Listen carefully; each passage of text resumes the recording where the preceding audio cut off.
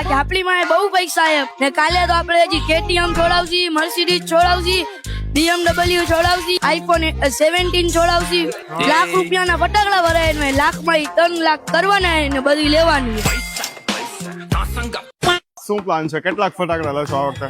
આ વખતે તો બહુ બધું લેવાનું છે. પહેલું તો સ્કાય શોટ, બીજું પોપ, તરતરિયા. શું નવી વસ્તુ આવી છે?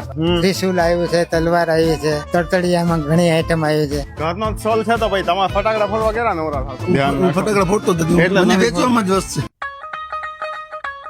ફટાકડા વાળામાં તો અત્યારે છે ને બહુ શાંતિ છે, પણ અત્યારે રંગોળીના કલરમાં બહુ બધા કસ્ટમર છે. તો એને પૂછીએ કે દિવાળીની શું તૈયારીઓ છે. કેટલા કલર્સ લીધા? તો તમારે વિડીયો કોલમાં વાત કરીને કલરની પસંદગી કરાવો છો તમે? હા ભાઈ. તો તમે એમને લઈને કેમ નો આવ્યા?